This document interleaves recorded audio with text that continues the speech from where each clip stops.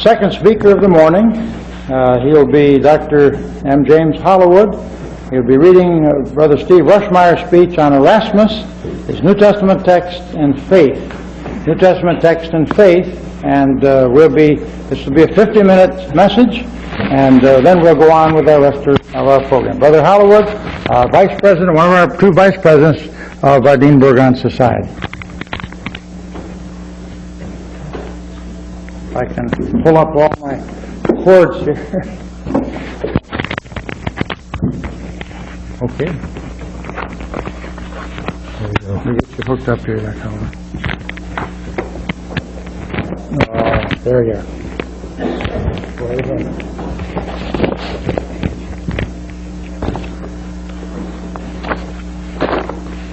They're beautiful flowers, but sometimes they get in the way of our microphone. Well, I'm just going to let it ride. You can figure it out, Dr. Howard. Go right ahead.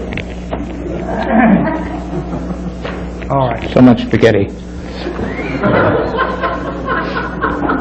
Wrong color. Wrong color.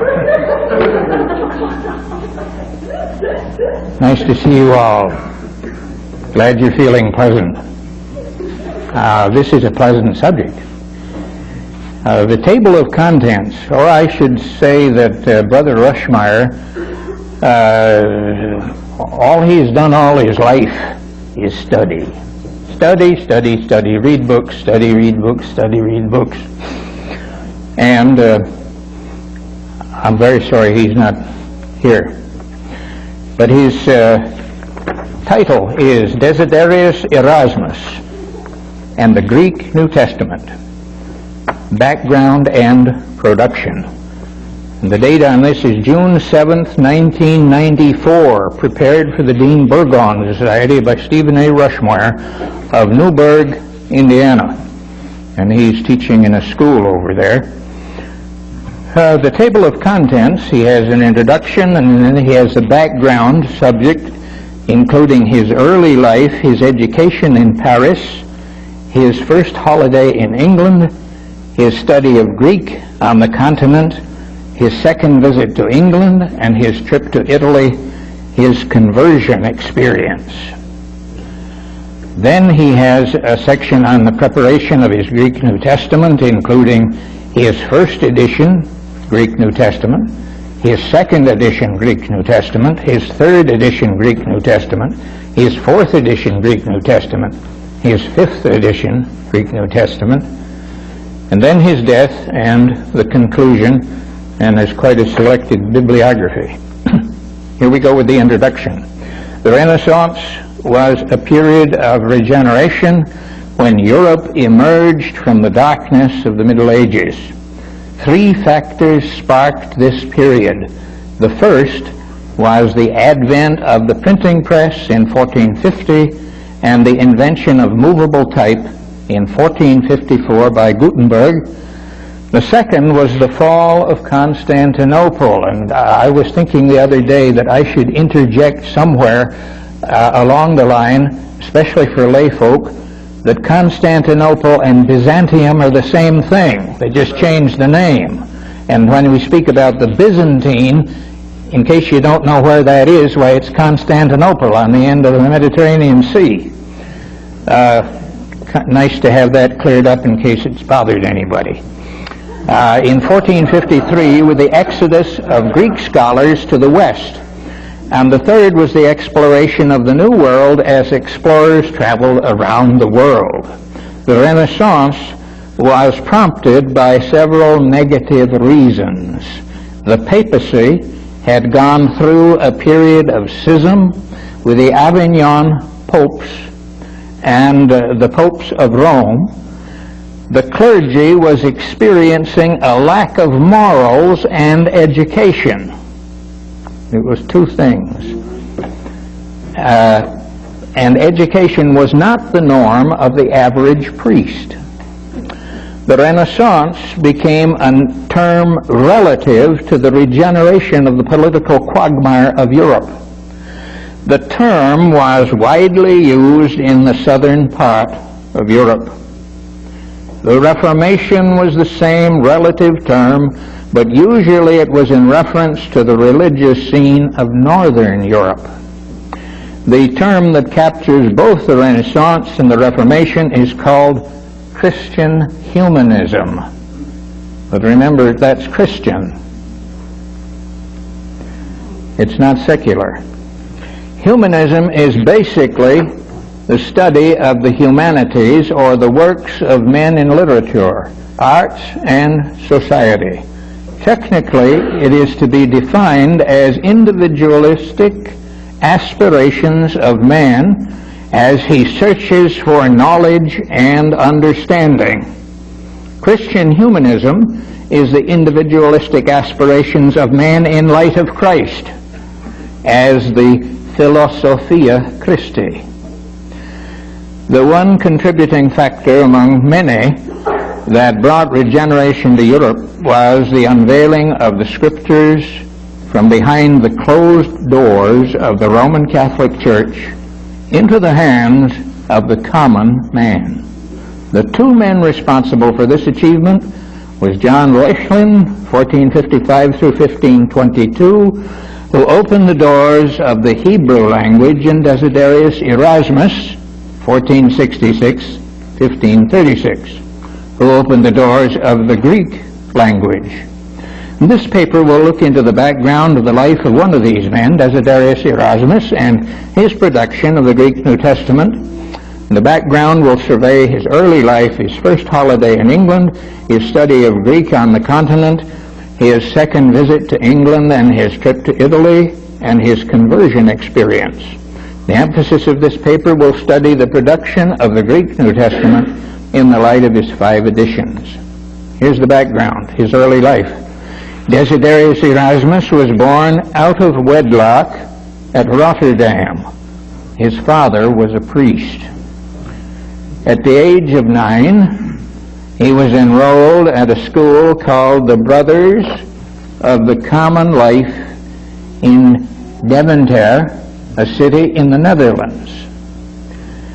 His parents died when he was 13, and he was placed in the school at Herzogenbusch. Made it. For 3 years. He called this period one of wasted time. His studies eventually led him to the Augustinian monastery at Stein. And that's spelled S-T-E-Y-N. Here he was able to study the works of the humanists. But in contrast, he also began to show a dislike for monastic learning. His admiration for the classical Latin authors launched him into an intellectual and literary battle which continued throughout his life. The monastic life was a strain on his physical well-being, but it instilled in him a sense of moral influence, which carried him through his latter years. He has a footnote on that from where that's taken. He was ordained in 1492, became a secretary and an interpreter to the Bishop of Cambrai. The bishop had high hopes of receiving a cardinal's hat. He was granted leave as an Augustinian canon because of his knowledge of classical Latin. The bishop was a free-spirited individual who loved good food, wine, and festivities. Erasmus found he had little in common with him. He was in a dilemma because he knew the monastery was out of the question and his interest in the bishop's court had vanished. He continued his studies and finished the manuscript of a book called Anti-Barbari. The book was a Platonic dialogue attacking scholasticism. Scholasticism became a crucial issue which he wrote about for the next 40 years. He finished the work on another book, which was a commentary on Vala's Elegantiae. Valla was classified as the most influential Southern humanist of the day. Erasmus had completed the book Anti-Barbary, but now he faced another problem. Where could he get the work published because of its inflammatory nature? During this period of his life, he became friends with James Batt, B-A-T-T, who was a secretary to the town council where he lived. James admired Erasmus as being an original thinker, but James's mind was capable of dealing with the everyday affairs of which Erasmus's mind was not. James made the suggestion to Erasmus that he persuade Bishop Henry to send him to the Sorbonne in Paris to acquire a doctorate in theology. Henry was delighted to send him to Paris. As a result, Erasmus was able to avoid returning to the monastery. He escaped the boredom of the bishop's court, and once in Paris he could publish his book. In 1495 he was sent to Paris with a small stipend to begin his studies at the Collège de Montaigu. His education comes next in Paris. Erasmus found the Collège de Montaigu insufferable. The students were expected to do all the washing, cooking, and scrubbing. They were to receive no food until 11 in the morning, when they received a loaf of bread, a portion of a pound of butter, some stewed fruit, vegetables cooked without fat, a piece of herring, and 2 stale eggs. Discipline was administered by flogging the unruly students until the blood came. Erasmus complained that his cubicle was on the ground floor next to the latrines. He was not able to endure this kind of treatment and probably suffered from malaria.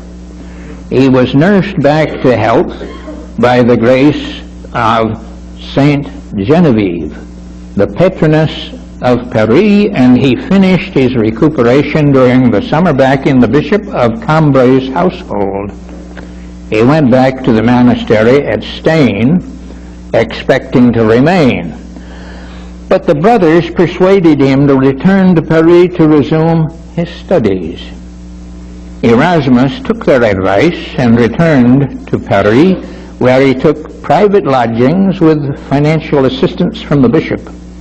His lodgings were in the affluent Latin quarters, which was frequented by young Englishmen such as Lord Mountjoy and William Blount. The expenses were tremendous, and he had to tutor students to defray the cost of lodging.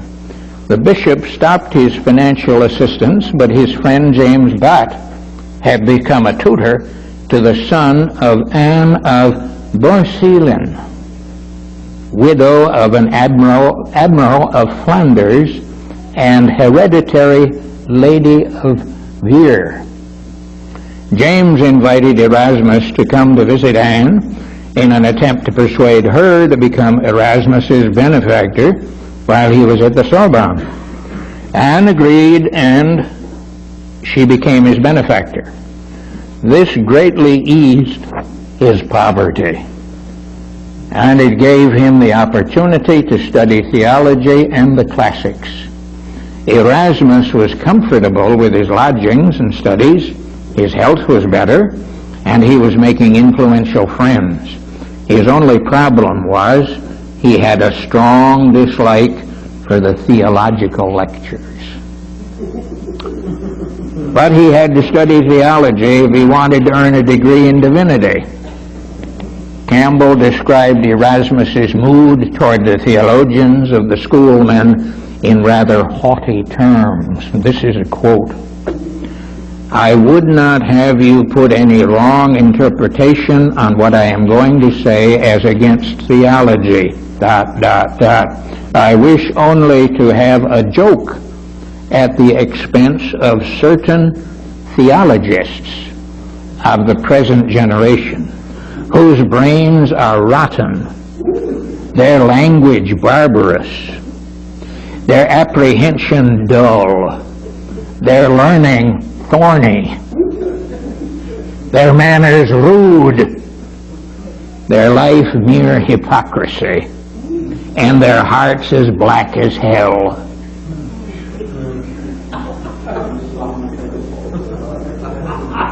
That's still around.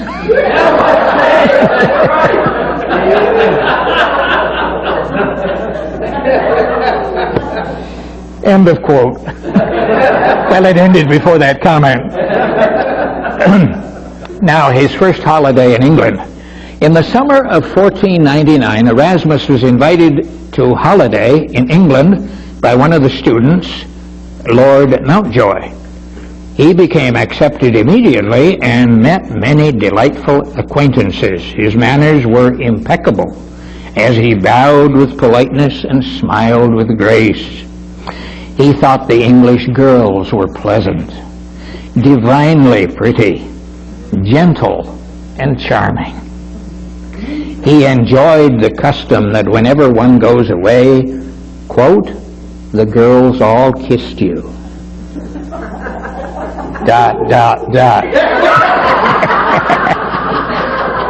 They kiss you when you return. ...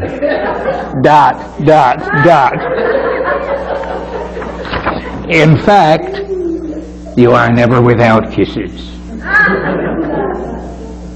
End of the quote.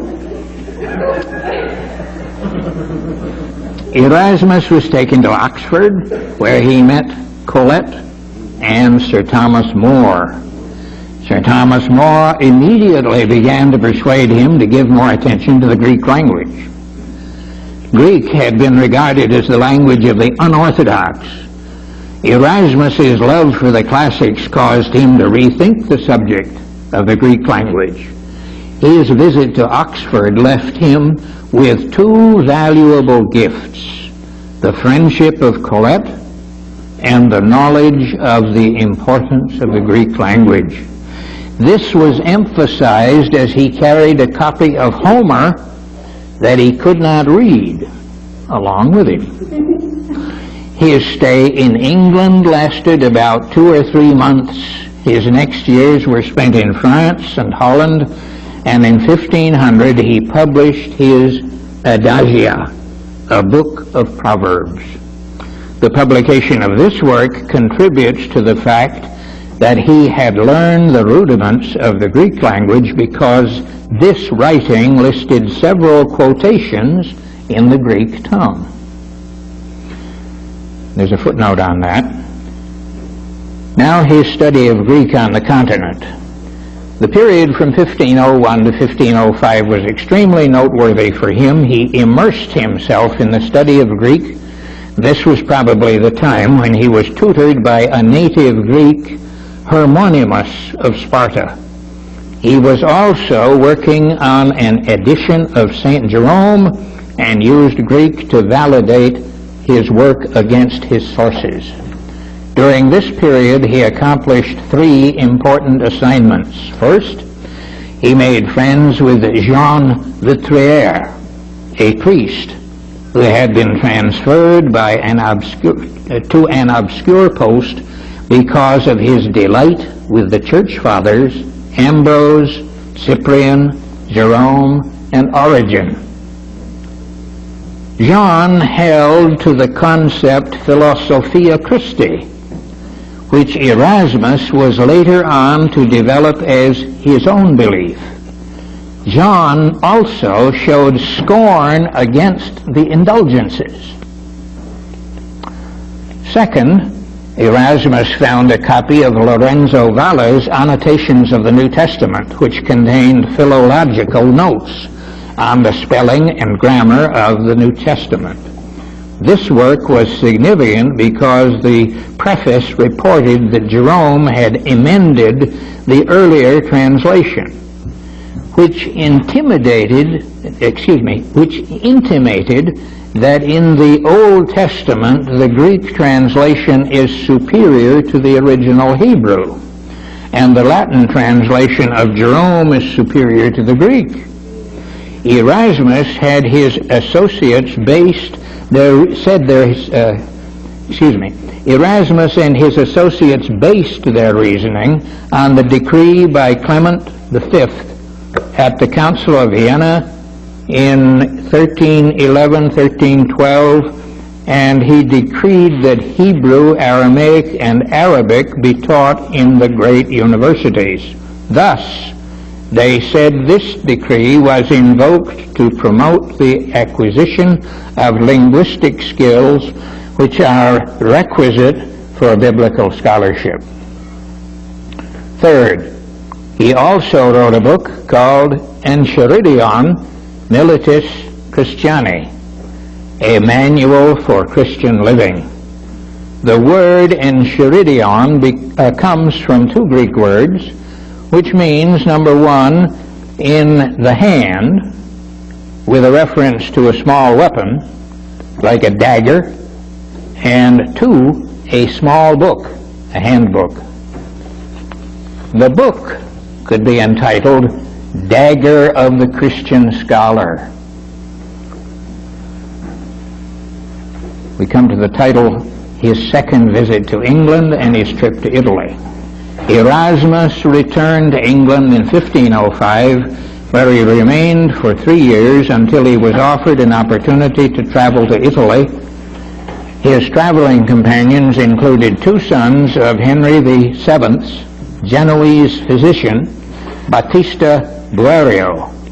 While he was on holiday, he received a doctor's degree in theology at Turin. He likewise visited other cities as well as Bologna and Rome. His visit to Venice led him to the publisher Aldus Manutius.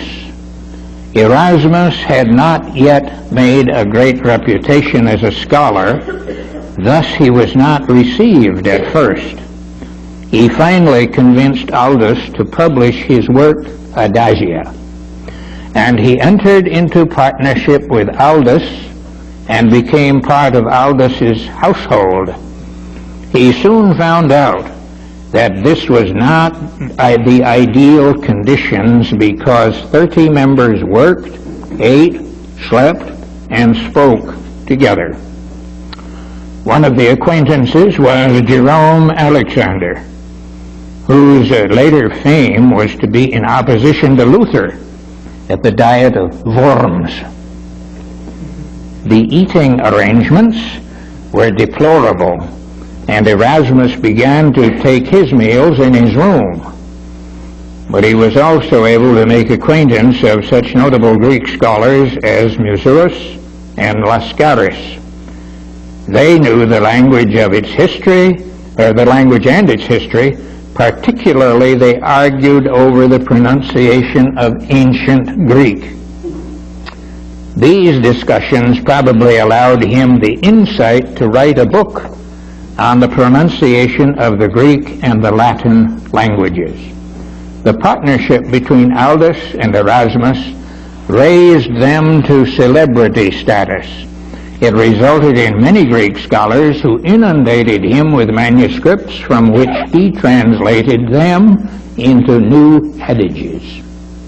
His work Adagia grew from 838 maxims to 3,260.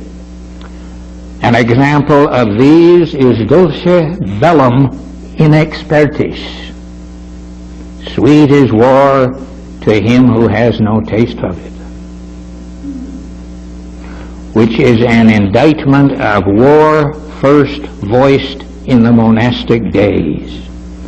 Another example is Scarabius Aquilam Quaeret. The beetle seeks the eagle. It is the pun upon the theme that God uses the weak things of the world to confound the mighty. On his return to England, Erasmus began his work, Praise of Folly, 1509.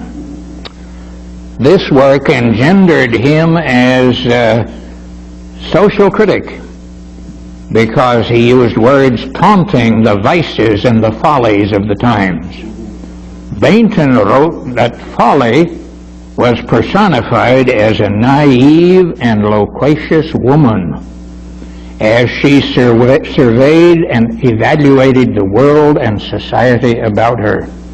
This work was an indictment against bishops, cardinals, and popes, portraying them as the enemies of the church. Schaff wrote, it's coming right up to times, you see, almost, that Erasmus was against the preaching of the day because of the ignorance of the clergy. The incongruity of the introduction, the reckless use of illustrations, and the frivolous topics of the day. Quote,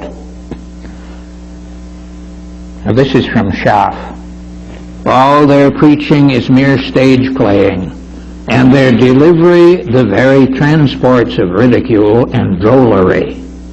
Good Lord, how mimical are these gestures! What heights and falls in their voices! What toning! What bawling! What singing! What squeaking! What grimaces! Making of mouths, apes' faces, and distorting of their countenance. And this part of oratory as a choice mystery. They convey down by tradition to one another. Erasmus, that's the end of the quote. Erasmus remained in England for 5 years. He was offered a position to teach Greek at Cambridge. He was awarded the chair of Lady Margaret's Professor of Divinity, of which he received the respectable salary of $65 a year. Aren't you happy?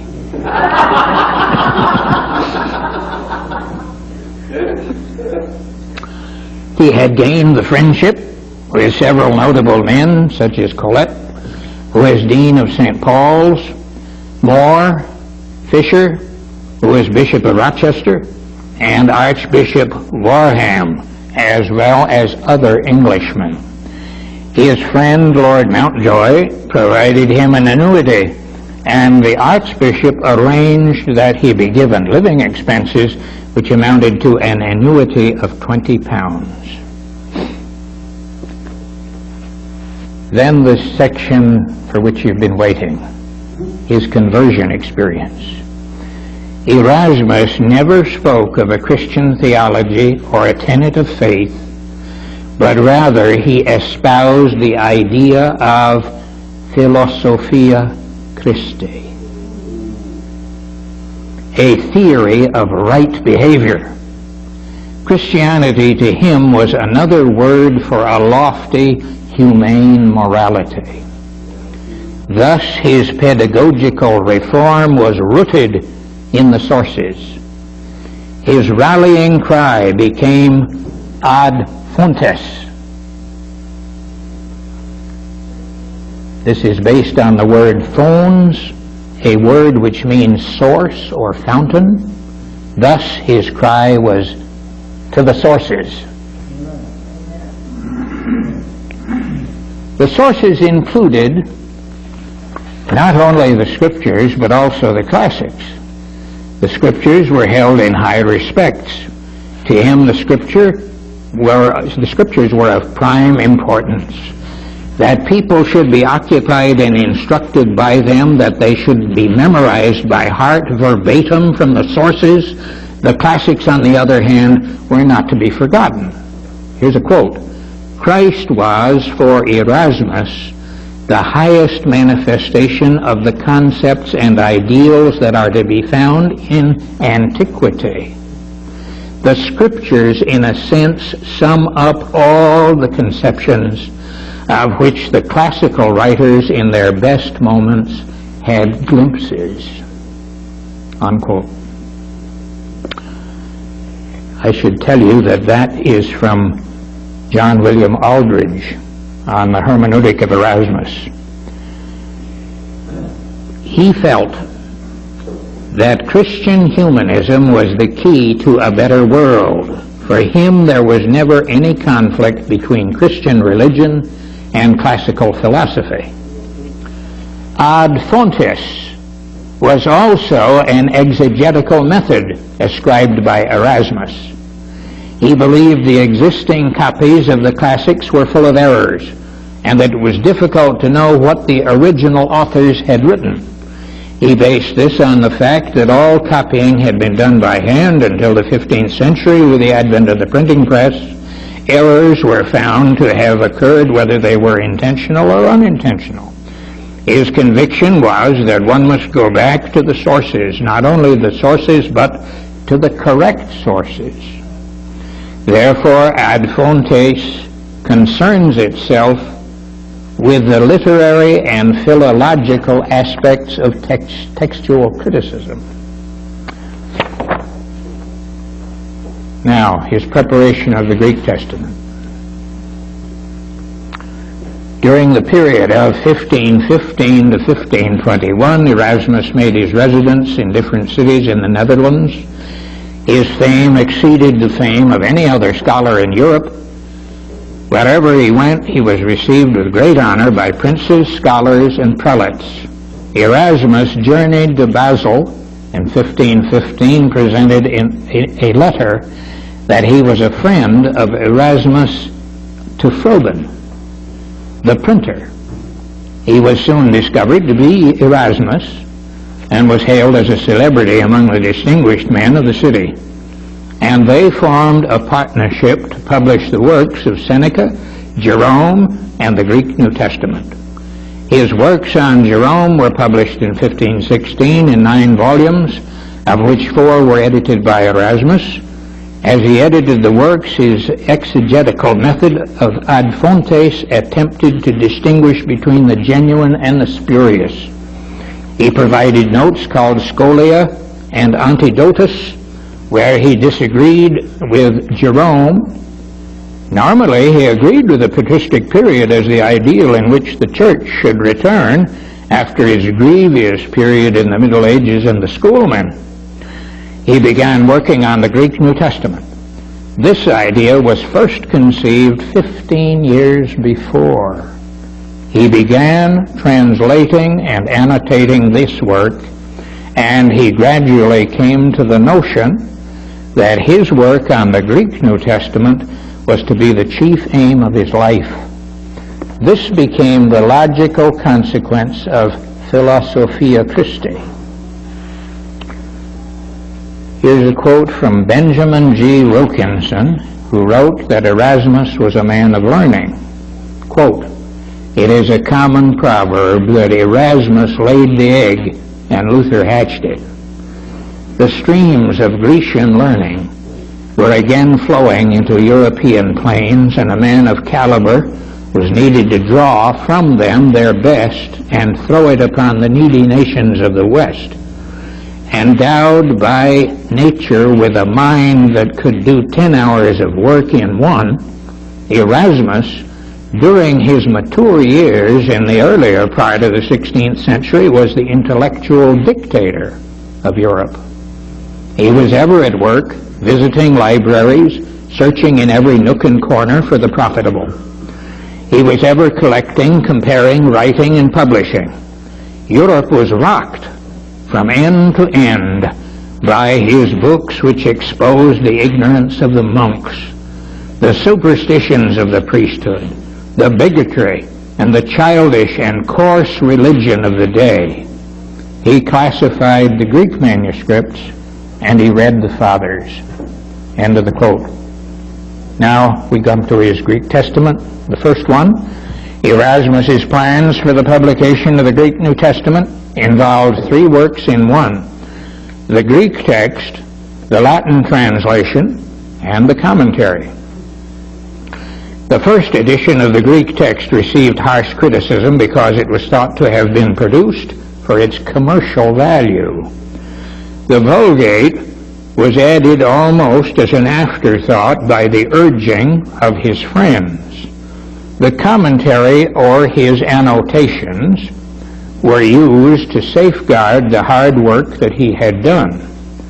With the publication of these three works, a shiver ran through the ranks of the theologians of Europe, because he had dared to correct the Vulgate and Jerome. He was questioned by the statement, correct the received text of the Bible, the text of St. Jerome, the text hallowed by the centuries of use and veneration, unquote. The first edition of the Greek New Testament represented the fruit of almost 2 decades of research. His annotations contained references to the large number of manuscripts he had consulted. However, in the first edition they were rather generic, separating only the Greek from the Latin tradition. Later, he was more specific. It is uncertain which manuscripts Erasmus used in England, but it is assumed that he consulted the Leicester Codex. A 15th century manuscript which was in the possession of Richard Brinkley, a member of the Grey Friars in Cambridge. Colet also provided him with 2 Latin manuscripts. Erasmus claims in his preface to the Greek New Testament that these were very old.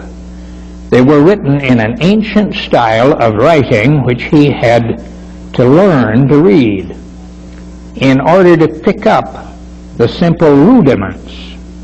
In Basel, he testified in his work Apologia that he used 4 Greek texts. Another time, he declared that he used 3 manuscripts in his apology against Zuniga. One of the manuscripts was provided by Johann Reuchlin, which contained the Gospels, Acts, and the Epistles, which was dated as a 12th century manuscript. Erasmus regarded it as a beautiful source rather than an accurate manuscript. He also had 2 copies which came from the Dominican library, a 15th century manuscript of the Gospels and a commentary on Philosophacta. Another source specifies that Erasmus had 10 Greek texts to work from. 4 were from England, 5 were found at Basel, and 1 was lent to him by Johannes Reuchlin. Reuchlin's Codex was considered the oldest and the best of Erasmus's sources. However, he only used this source for the Apocalypse, which was missing in the other sources. Another source of the Basel group was considered to have been tampered with to make it conform to the Vulgate.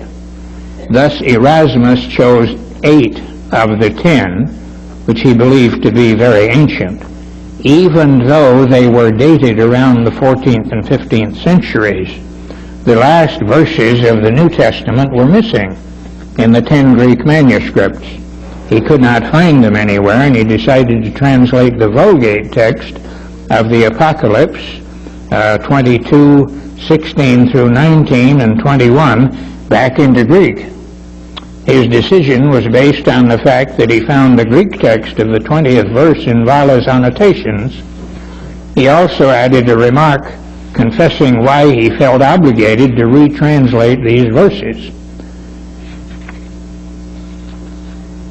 The works of Erasmus were in demand. Immediately after they were published, they were sold out.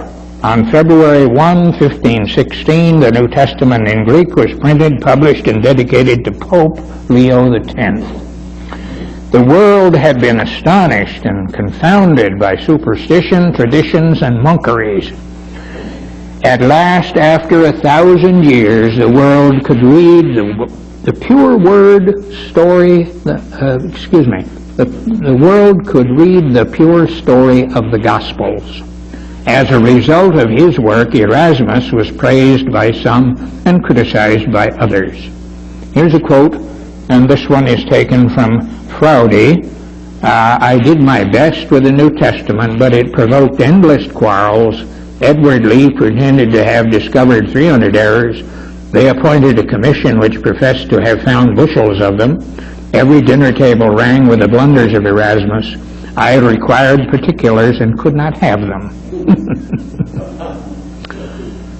End of the quote. Scrivener's criticisms were based on typographical errors instead of source errors.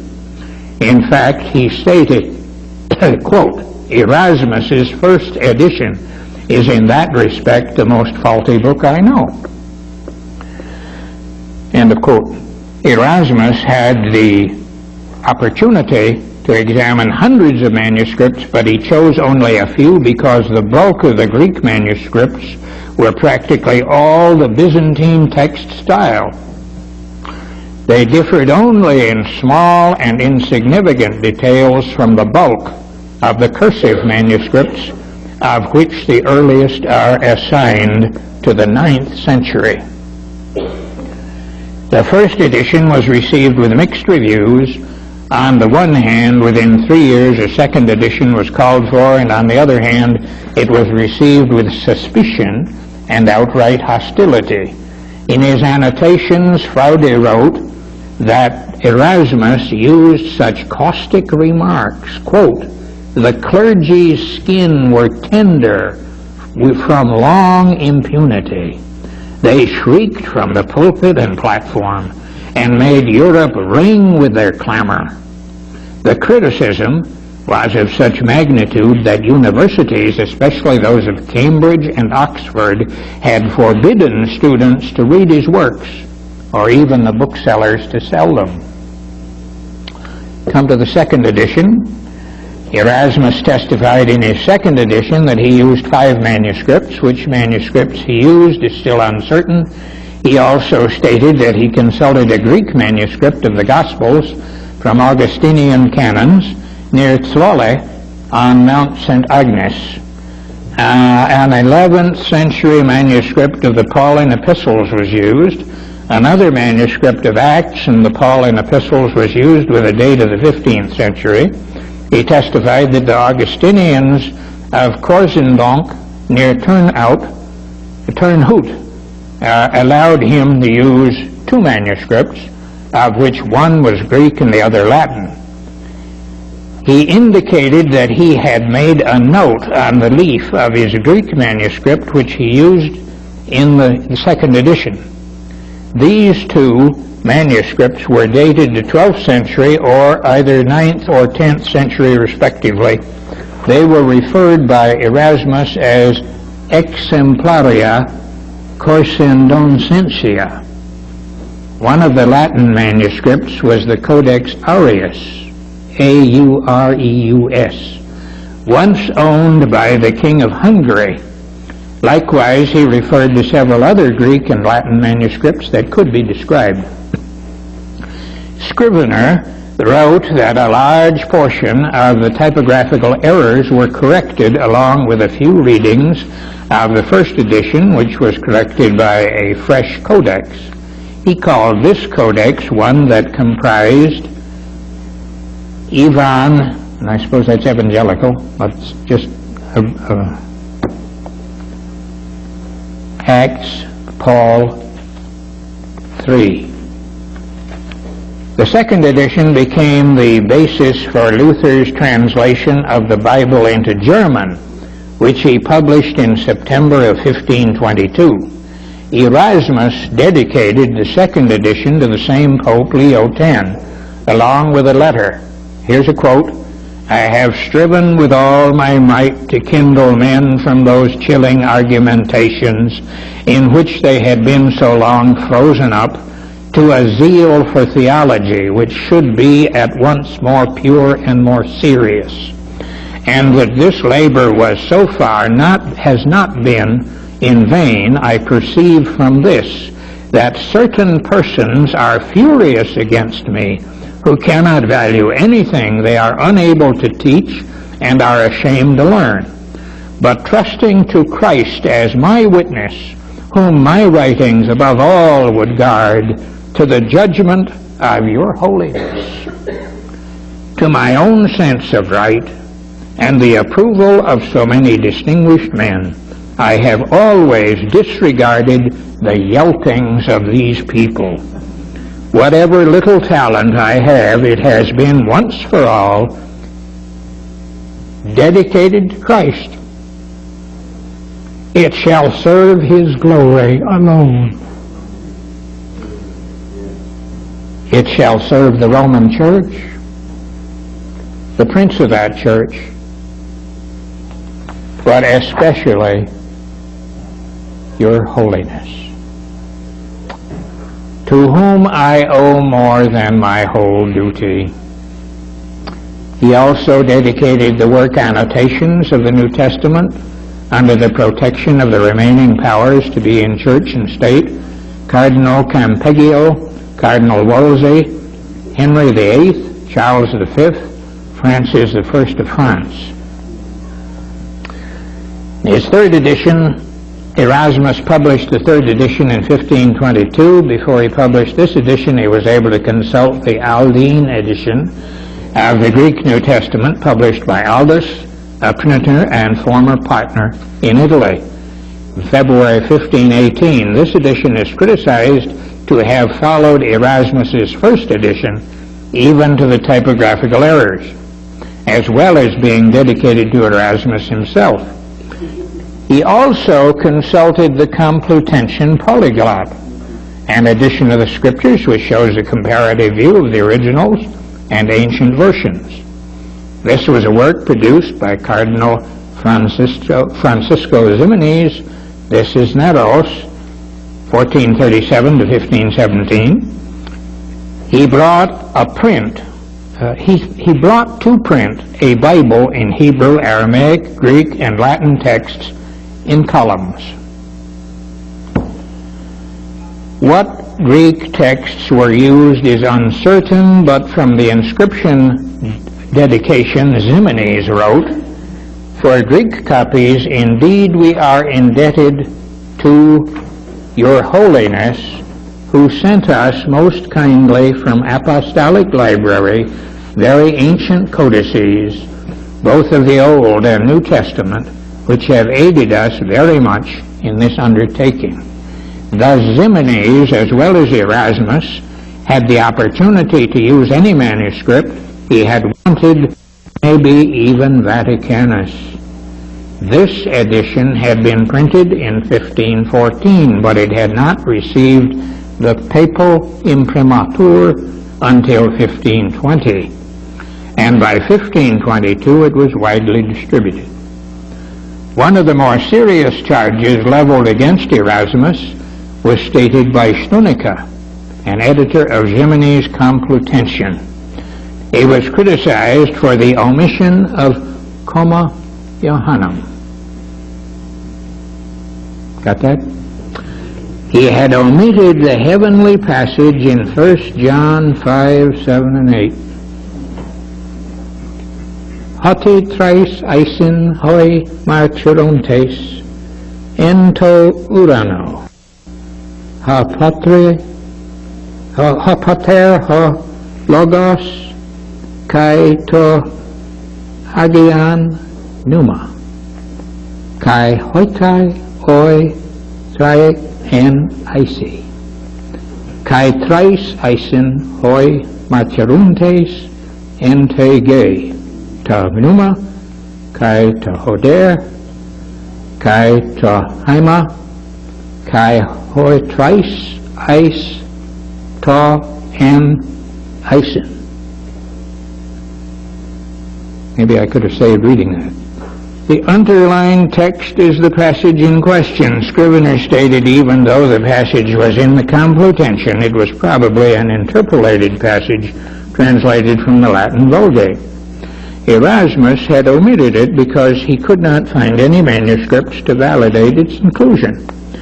He stated that other published editions of the Greek New Testament contained the comma, but the evidence was inconclusive for its inclusion. Thus he has been criticized. In an unguarded moment, he promised to insert the comma Johanneum, and if a single Greek manuscript could be found which contained the passage. As a result of his rash promise, a manuscript was found in England which contained the comma. The Codex Montefortianus was found, a manuscript which is housed at Trinity College in Dublin. Metzger stated that the manuscript was always been suspect because tradition has it that a Franciscan friar named Foy, who was supposedly at Oxford in 1520, had copied the disputed passage from the Latin Vulgate. Erasmus kept his promise and inserted the verse in question. However, he also included a long footnote stating that he suspected the manuscript was produced for his benefit. Therefore, in the third edition in 1522, the comma Johanneum stands as the most questionable passage in the Scriptures. Another manuscript which contained the comma was located at the library of the minorities of Antwerp, was also brought to his attention. This manuscript had the comma written in the margin in what they called a recent hand. A third manuscript was produced by Stuniga, which was called the Rhodian manuscript. Erasmus cited it in his annotations, but with misgivings. The Rhodian manuscript was said to be a Greek manuscript of the epistles, but he questioned its validity. He had discovered that there were men such as Paolo Bombacci, who had access to the Vatican Library, and even the famous Uncial B could have copied verbatim the passages within the walls of the library. Thus, with the controversial passage in question, the third edition was printed. His fourth edition now. He made some major changes to his fourth edition by writing the text in columnar fashion.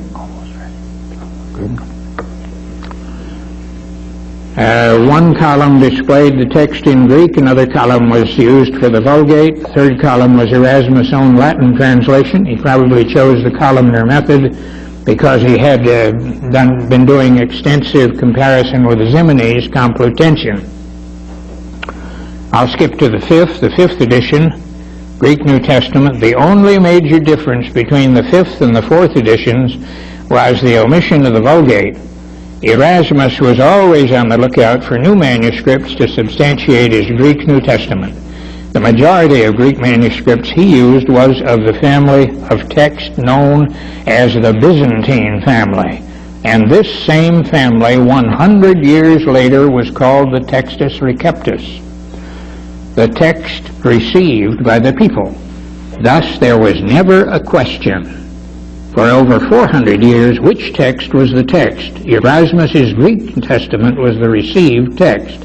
It stood as the foundational Greek text of the King James Version of the Bible, the Dutch Statenvertaling, the Italian Diodati, and other translations of the Reformation period. Thus, his final edition was printed in 1535. As to his death, the golden age of humanism had suffered an acute attack of consternation when Leo X issued a bull against Luther. Persecution broke out in the Netherlands, and Erasmus was forced to spend his time in Basel at the home of Froben. He found the city very warm and friendly, and he published a number of editions of the Church Fathers: Hilary, Irenaeus, Ambrose, Augustine, Epiphanius, and Chrysostom. The Reformation was forcing people to choose sides, and Oecolampadius influenced the people to go Protestant. Erasmus did not want to take a stand, and in 1529 he withdrew to the Catholic town of Freiburg in Breisgau. Another factor caused him to take a stand. Oh my. I hate to leave the conclusion off. All right. I think. Concluded conclusively. Okay. It was forbidden in parts of Europe. The circulation of this work had been forbidden in France and condemned as heresy by the Sorbonne.